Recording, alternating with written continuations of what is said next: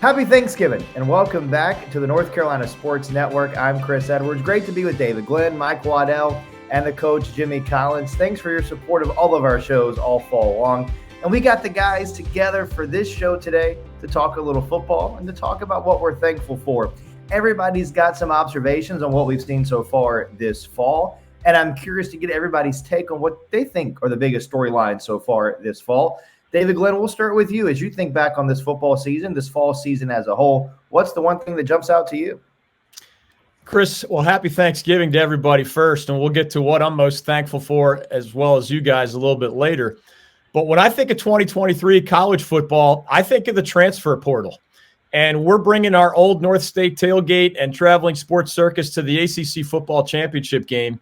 And I just can't get out of my mind, guys, that Florida State, one of the two participants in that ACC title game, has in many of its lineups this year had 16 of their 22 starting players, meaning offense and defense, 11 and 11. 16 of the 22 are major college transfers. And if we looked at the history of college football, right, there's been some massive changes, right? I mean, guys used to not wear face guards and helmets, and they had to legislate in the forward pass way back when.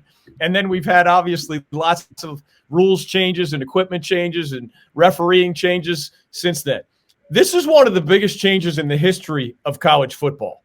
When the probable ACC champion has 16 out of 22 of their offense and defense starters, major college transfers. When their opponent in the ACC title game happens to be the other school that utilized the college football transfer portal, which is only a couple years old, remember, those two schools used it more than anybody. Mm-hmm. I don't think it's mere coincidence that they're playing each other in the ACC championship game. If you watch Louisville's quarterback, his guy's name is Jack Plummer. He played for Louisville coach Jeff Brom at Purdue, and then he was a starter for the Cal Bears out in Pac-12 country. So Louisville's his third school, and he reunites with Jeff Brom. Obviously, Jordan Travis, the starter for the Seminoles, is hurt right now, but it's easy to forget that he was originally a Louisville Cardinal who transferred to Florida State before the transfer portal blew up, and this, in most cases, immediate eligibility issue came into play. When the Seminoles have had the ball this season on many possessions, 10 of their 11 offensive players were major college transfers. It's not mere coincidence that one of the transfer portal skeptics, Dabo Swinney, who went the other way when it came to embracing the transfer portal. Guess what? He's had his worst season in more than a decade. The Tigers are only 7-4 as we speak today.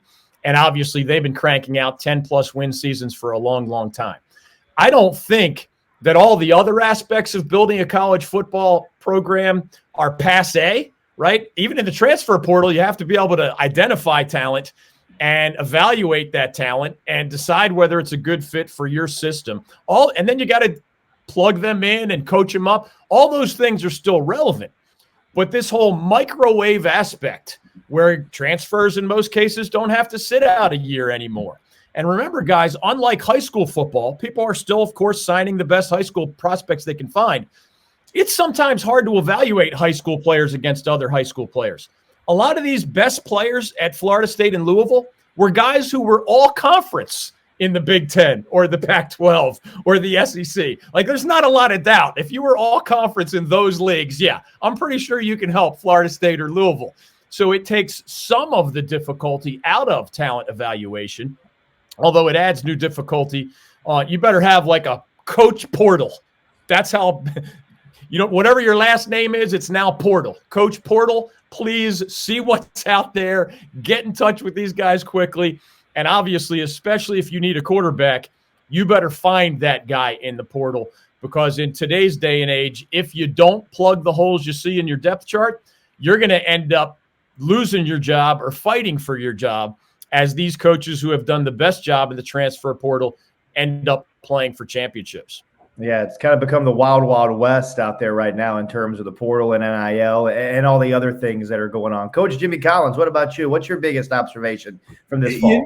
Chris, and I'm gonna jump in and follow what David has started, because college football is now becoming more and more like the NFL. And I'll explain very quickly what I mean by that. Number one, we've changed how we handle the timing of the game at this point in time, as far as the clock stoppage and that, which is very similar to the NFL. So we've moved a little bit closer that way.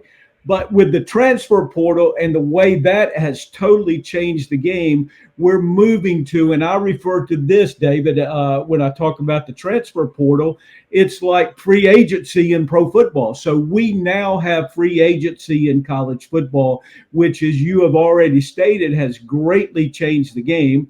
And just like pro football, quarterback, the position of quarterback is so critical to what success that you have in today's game, because obviously you have to have a playmaker there, whether he makes plays with a combination with his arm, his feet, or both. So that position is absolutely critical.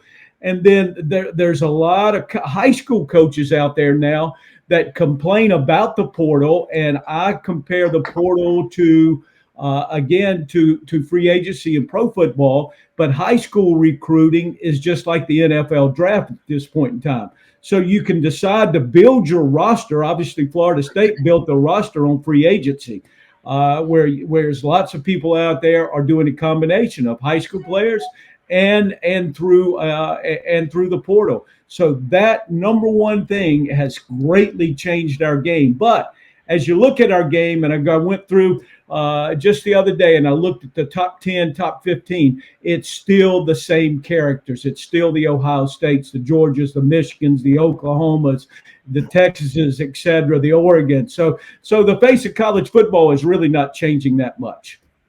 It's interesting. The more things change, the more the things stay the same. Mike Waddell, you've got a big observation from this fall, I know. I go back to my Latin from high school. Esse quam videre, to be rather than to seem, the motto of the state of North Carolina. And I look at college football in 2023 as being a lot of people who seem like they were going to be pretty good. North Carolina, I look at USC, meaning Southern Cal, and I look at Colorado. Everybody was on the Colorado hype band really early in this season. But where is Colorado right now? Not going to a bowl game. Where is Southern Cal right now? They're in 5th place in the Pac-12. Where is North Carolina right now? 8-3, but not hitting on all cylinders as they go into the big game at NC State this weekend. And then we go with the people who weren't early in the season. Appalachian State. We talked about Sean Clark and the Mountaineers not living up to potential and perhaps his job being on the line. But here they are playing for a big championship in the Sun Belt opportunity if they can get past Georgia Southern this weekend. We look at North Carolina State, dead in the water a few weeks ago, losing, getting blown out by Duke. But now the Wolfpack riding a win streak into Saturday night's game against North Carolina at the Carter, 8 o'clock on the ACC network, ought to be a barn burner. And then you look at Gardner-Webb. We had Trey Lamb on the Old North State tailgate. We were talking to him about a near miss with their opening game of the season in Boone against Appalachian State, but the Mountaineers come back with a big fourth quarter and get the win there. But now Trey Lamb and the Running Bulldogs have reeled off 5 straight wins, and they are into the FCS football championship playoffs this weekend against the Mercer Bears, 3 o'clock down in Georgia. What I like about this is it proves that if you stick to it and you have a good focal point, your program is rooted in the right things, that you can overcome adversity. And those are the guys. Those are the programs that are fun to watch, the ones who aren't all hype, but actually deliver and come through in the end. And that made this football season for me really exciting to be a part of. And for me, I want to look at one singular play during the football season. When you think about football, it's a long season, right? But for one team, you can point to one singular play that changed the trajectory of their season. Take you back to late September, Wallace-Wade Stadium, Duke and Notre Dame. The Blue Devils had Notre Dame on the ropes, 4th and 16. All they had to do, guys, get one stop. They win the game. College game day was there. Massive celebration in Durham. You're talking about a Duke team that's still in the hunt for an ACC title. What happens? Well, they don't stop Notre Dame. The Irish score a touchdown. Riley Leonard gets hurt. The whole trajectory of Duke's season changes on that one play, 4th and 16. Hard to believe when you think about it, how quickly things can change. All right. It is Thanksgiving week. We are thankful for a lot of things here on the North Carolina Sports Network. Mike Waddell, we'll start with you. What's the biggest thing you are thankful for this Thanksgiving season? Professionally, I'm thankful for you three guys and for our sponsors, most of all the North Carolina Port Council, without whom we wouldn't be here right now. And being able to start a brand new endeavor like the North Carolina Sports Network, to really have no script in front of David and I when we were talking back in the spring, just meeting up in his house and hanging out with his dog, Ollie, and planning out what this could be and what it still may become. And that's the exciting thing. I'm very thankful for that opportunity, but also to have the support. I mean, this is cliche, but it really is the same. I wouldn't be here if it weren't for a lot of people who give me the opportunity and the freedom to come through and to follow this dream. This is something that I personally did right out of college, coming to the Tar Heel Sports Network out of Guilford.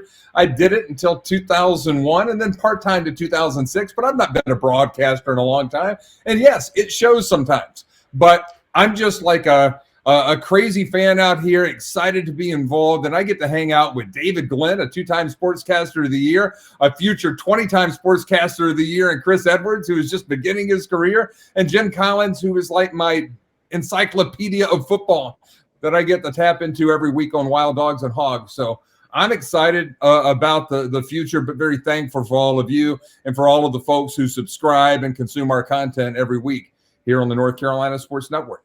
Coach Jimmy Collins, what about you? You know, I've thought about this for a large amount of time. I think this is the third time that I've stepped away from coaching, and I've always been lured back into it. And I'm thankful for that long career and the opportunity that I've had to work at some great universities and with great people.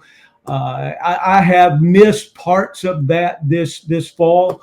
But I think my association with you guys and this network has helped me make the transition. So I'm very thankful for the opportunity that you gave me to stay involved in football, because otherwise I don't know what I would have done with part of my time. Now, let me add this now. I'm also thankful that I'm not spending 10 to 12 hours a day in a dark room watching video. So I've got a pretty good little lifestyle right now that I get up, I work out, and then I play golf in the afternoon, and I do a show with Mike Waddell once a week. So that's a pretty good life. So I'm thankful for you guys. Appreciate you having me on all these times. And before we give David Glenn the final word, I'll go ahead and add my thanks to you guys as well, and my thanks to all of the relationships. That's what I'm thankful for, the relationships that we're able to cultivate doing this on a every day, every week, yearly basis. I've been well documented, some of the struggles that I have had in the summer. So thanks to you guys for taking a chance on a guy, and thanks to so many people who continue to take a chance on Chris Edwards. Means more than you know, especially right now. DG, we'll give you the last word. What are you thankful for this season? Well, I echo what you guys are saying here. I've been at this sports media stuff, believe it or not, for 37 years now.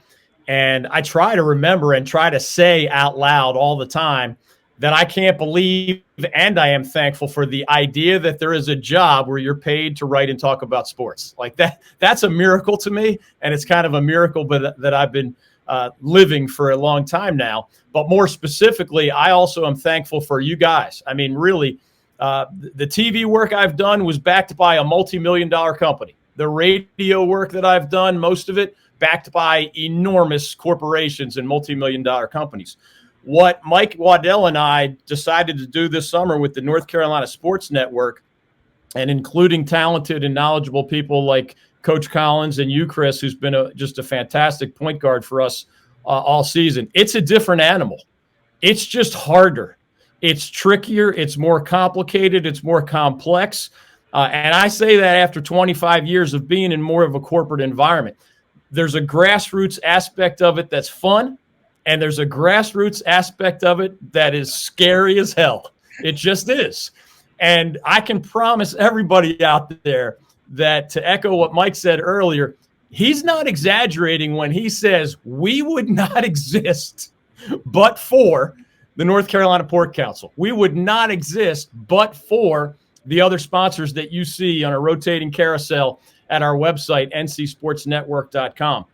We wouldn't exist in the way I want us to exist without the coaching expertise of Jimmy Collins or the quarterback style setup skills of a Chris Edwards. And I always like to add, and I know you guys do too, even beyond that economic model, the reality is if people don't read our articles, watch our videos, listen to our podcasts, in a different way, we also don't exist.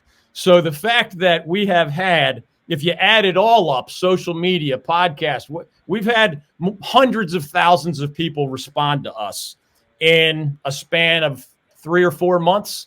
And that in today's media environment is borderline miraculous.